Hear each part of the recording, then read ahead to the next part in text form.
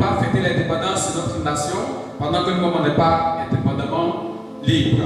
Alors tu vas prier Dieu et tu vas dire à Dieu de te permettre d'être libre totalement, libre en pensée, libre en esprit.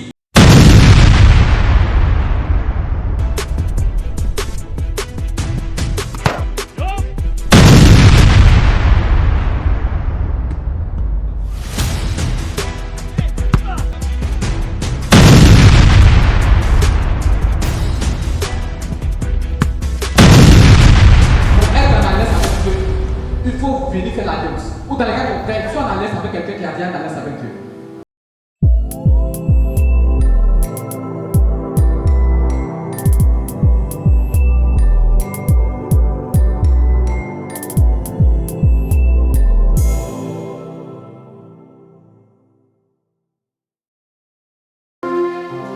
Le temps est un peu critique, les temps sont tellement mauvais.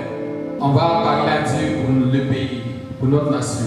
Nous sommes déjà vers la fin de l'année, c'est ce qui se passe. Et nous sommes déjà en août, le 7 août, il y aura l'indépendance. Mais je ne voudrais pas que ce soit une indépendance seulement physique, mais je veux que ce soit une indépendance spirituelle. Parce qu'on ne peut pas être en train de fêter l'indépendance de notre pays. Et puis nous-mêmes, à la maison, nous sommes liés.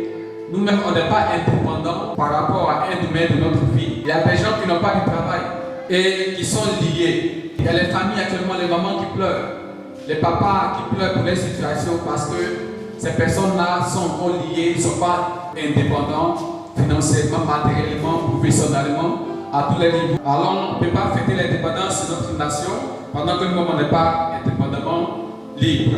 Alors, tu vas prier Dieu.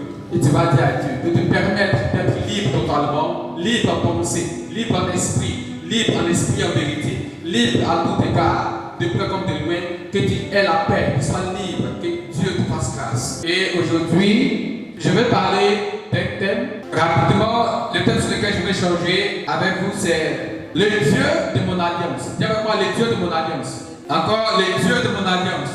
Sachez une chose, frères et sœurs en Christ. Dieu aime tout le monde. Amen. Dieu aime tout le monde, mais Dieu n'agit pas pareillement dans la vie de tout le monde que vous pensez que c'est une discrimination. Dieu aime tout le monde. Parce que la Bible déclare dans Jean 3, verset 16. Car Dieu a tant aimé le monde qu'il a fait quoi? Il a donné son Fils unique afin que quiconque croit en lui ne fait quoi? Ne périsse point, mais qu'il ait la vie éternelle. Donc Dieu aime tout le monde. Et si tu crois en Jésus, il y a une possibilité pour toi, et même pas une possibilité, c'est évident. C'est évident que tu ailles au ciel si tu crois au Seigneur Jésus. Car ce verset est clair. Dieu a aimé le monde qu'il a donné son Fils, afin que quiconque croit, non pas dit les Ivoiriens, non pas dit les Béninois, ni les Français, on dit quiconque. Donc si tu es un être humain que tu crois à Jésus, tu peux rentrer dans ce royaume. Donc Dieu aime tout le monde. Par contre, Dieu n'agit pas dans la vie de tout le monde, contrairement à ce que tout le monde pense. Dieu agit d'une manière radicale, d'une manière sincère, d'une manière personnelle, selon une chose. Et la question, pourquoi Dieu aime tout le monde, mais il n'agit pas avec tout le monde comme on le veut? Il y a deux réponses. La première réponse, ça dépend de la place que tu lui donnes d'abord de ta vie. Et en deuxième lieu, ça dépend de l'alliance que tu tisses avec lui. Ce sont les deux choses que je vais parler ce matin. La place qu'on donne à Dieu et l'alliance qui nous lie avec lui. Rapidement, Deutéronome 4, verset 9. Sache donc que c'est l'Éternel ton Dieu qui est Dieu. Ce Dieu fidèle garde son alliance et sa miséricorde jusqu'à la 1000e génération envers ceux qui l'aiment et qui observent ses commandements. Est-ce qu'il a dit que Dieu garde son argent? Est-ce qu'il a dit qu'il garde son argent? Est-ce qu'il a dit qu'il garde sa gentillesse? Est-ce qu'il a dit qu'il garde ton amour? On dit qu'il garde quoi? Son alliance. Psaume 89, verset 34. Psaume 89, verset 34.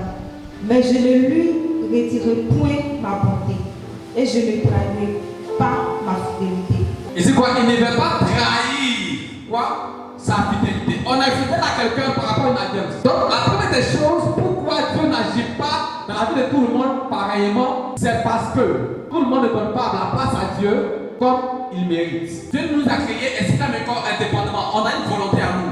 On peut choisir ce qu'on veut. C'est la raison pour laquelle quand même Adam a péché dans le jardin, Dieu n'a pas tué Adam. Exemple péché, Dieu les a chassés. Il dit vous n'êtes plus mes enfants, vous allez à l'enfer. Adam a péché, Dieu n'a pas frappé Adam, Dieu a frappé la terre. Dieu a dit la terre sera brisée à cause de toi. Mais Dieu c'est injuste. La personne qui a péché là, parce qu'après sa personne, il dit à cause de la terre sera maudite. À cause de nous aussi, on souffre pour avoir cette vie. Dieu n'est pas obligé d'être notre Dieu. Il y a les fétiches qui sont là à côté. Il y a les marabouts du quartier. Là. Mais, amen, amen. Si on décide de connaître Jésus-Christ, de le suivre, il faudrait qu'on puisse donner une bonne place dans notre vie. On se comprend? Parce que tout Dieu, toute divinité qui se réclame Dieu et qui réclame l'adoration, lorsque tu viens chez lui et que tu ne l'adores pas bien, il ne te donne pas beaucoup de choses. Moi, un jour, j'ai dit à ma fille, elle a passé à la vie. J'ai dit, moi, je connais des gens. Ils vont aller chez Satan pour adorer Satan. Satan va les chasser. Satan va les refuser. Tellement dans l'œuvre de Dieu, ces personnes ne donnent pas de place première à Dieu. Ils vont aller chez Satan même.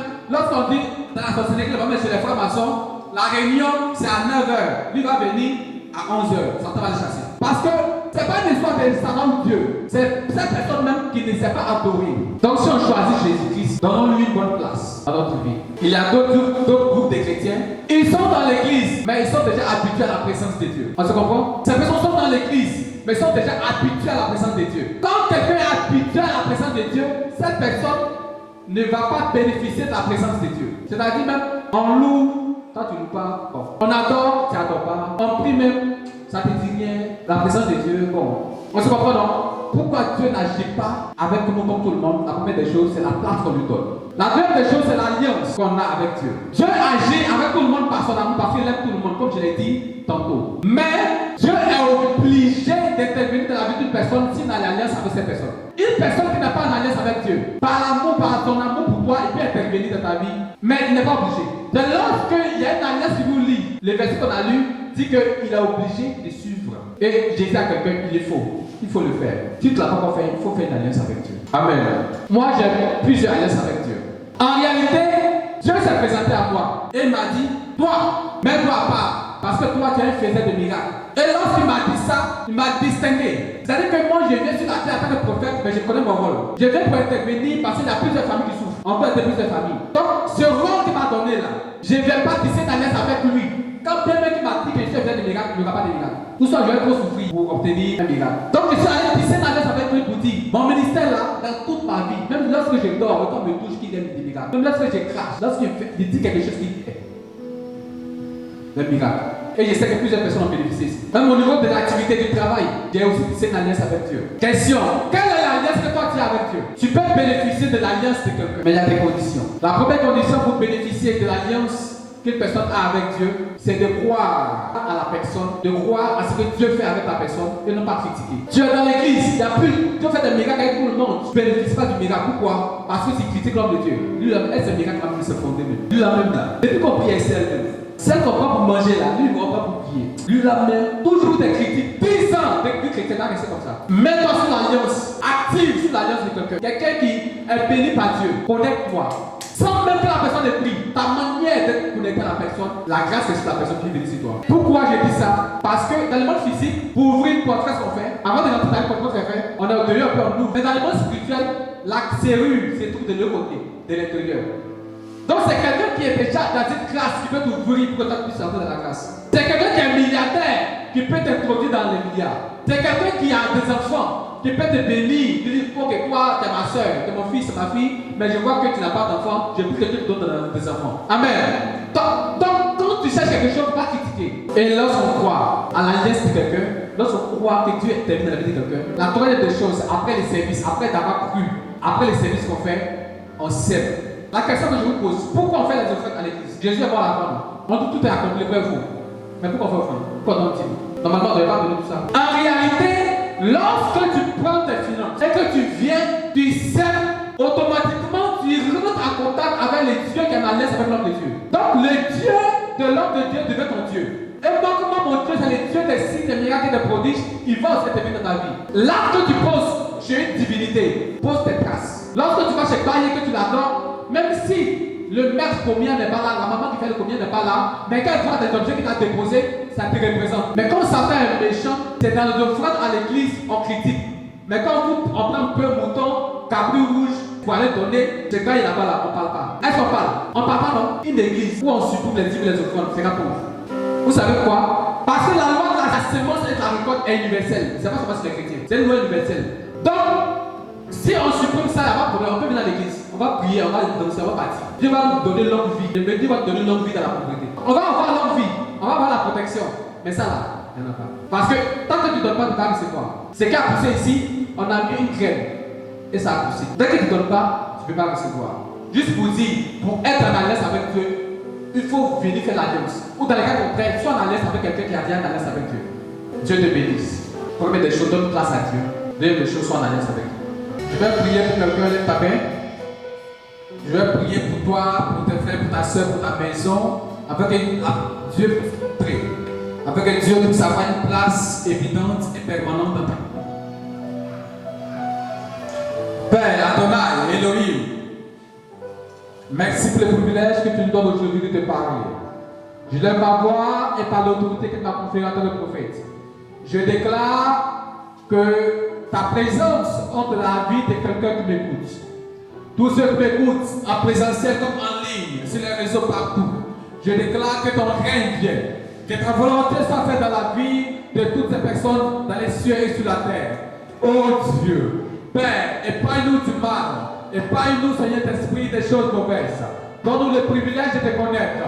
Je prie que ton règne, ta présence entre dans les vies, ta présence entre dans la famille, ta présence entre dans les cœurs des sœurs, des frères, des pères, des mères, des jeunes, des enfants, des adolescents, des vieillards. Oh Dieu, ta présence entre dans la vie de toutes ces personnes qui m'attendent. Au son de ma voix, que ton règne vienne. Oh Père, que ta présence soit élevée dans notre vie, afin que tu puisses prendre la première place dans notre cœur, dans notre vie, dans notre pensée, dans notre finance, dans notre activité, dans nos travaux, dans nos mariages, dans nos affaires, que tu puisses régner et régner et régner. Que les ténèbres dans notre vie se coulent et se vident au nom suprême de Jésus. Que la lumière soit, que la lumière soit et que la lumière soit dans notre vie. Au nom de Jésus que j'ai prié. Amen.